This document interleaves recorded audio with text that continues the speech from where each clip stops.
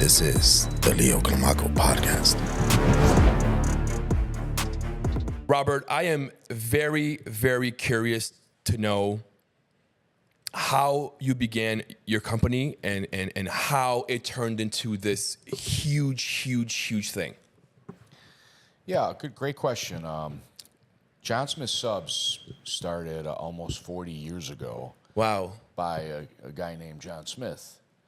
And I bought the company about 2.5 years ago. Okay. And the reason I bought the company is I went and ate at one of their places. And Any relations? No, right? No. no relations, accidentally walk into one of the locations in Miramar Beach, Florida, which is in northern Florida. Yeah. I ate a sandwich and I said, wow, this is amazing. So when I found out the company was for sale, I did my homework and we have the same DNA skill sets of what I call the disruptors in the industry today are, which if you look at the burger world, Shake Shack is dominating the burger world versus Burger King and McDonald's, and Five Guys is doing the same thing. Chipotle is doing the same thing to Taco Bell. Right. So the dinosaurs that we grew up with the price-sensitive, low-quality food, that era is ended. Yes. And the DNA that you need to have in today's QSR world is fresh food, quality product, sourced correctly, and it's got to be priced right, or they think something's wrong with it. Right. So when I looked at John Smith, we have a scratch kitchen. So all of our chicken, all of our steak, it comes in and we butcher it in-house. That's great. So we butcher the chicken, the steak, we marinate it, we portion it. Everything is touched by a human. Got it. And cooked to order. Was it always like that? At John Smith, yes. Yeah. Okay. So they were at 9 locations 2.5 years ago, and in 2.5 years, upon purchasing the company, we've grown to almost 50 locations around the country. We're in 16 countries. Canada has a commitment of 500 locations over the next 10 years. So we've grown dramatically. That's incredible. What were you doing previously? Prior to that, I was in the hotel business. So I owned hotels in Isla Mirada, Florida, and Hutchinson Island, in the Bahamas, pretty much any type of destination, resort area type of places. I owned hotels, marinas, a lot of nightclubs in Miami Beach. Food and beverage is really my Hospitality, thing. right? Hospitality. Yeah.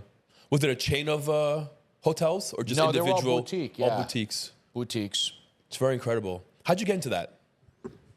I got into that in early 07, 08, when the market crashed. Yeah. And a lot of hotels were having trouble. So I was taking all the restaurants and I would turn them around.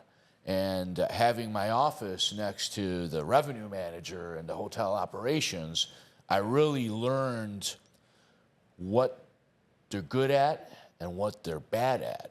So when I got in and I boutiqued my properties, most of my properties were sold out a year ahead of time. I never looked for end users for my rooms. It was a matter of, and with technology these days and geo-targeting and geofencing and all the what's nots and what's, it makes things easier. But just knowing the data, I would apply that to my hotels and we'd be sold out for 12, 18 months at a time. Our guests are a year and a half out. It's incredible. What do you think gave you that eye just to know how to navigate? Because you can come into an industry and learn it, right? But it could take you a while to have the eye to know how to set up things, all the little details, right? Where do you think you got that one-dimensional vision to be able to say, oh, okay, that's what I want. That's going to make money. That will be able to allow this hotel to be sold a year out. Well, you always start with the end and work it backwards. So, I always work it backwards from what the end goal is, what right? the end goal is, and we start there today. and work it backwards. So I know what's happening, and there's a vision, and then I put the vision on paper, and then I connect the dots. And not always is going to be as smooth as you think. Right.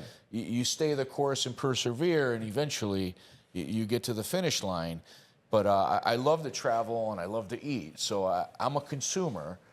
But the biggest way to learn is to learn from your guests. Right. So I not only pay attention to the negative feedback, and most people take that as a negative when they hear somebody complaining. Take it personal. I take it as a positive. 100%. Because I'm learning something from you for free. Right. Actually, I paid you. You paid me, and you're giving me negative feedback. Yes. That means you actually care about me. Correct. Because the ones that don't say anything, they never come back. Right. They want you to do better. So I would listen to all, as my office was right there, I would listen to the issues that they would have. And they're easily fixable issues.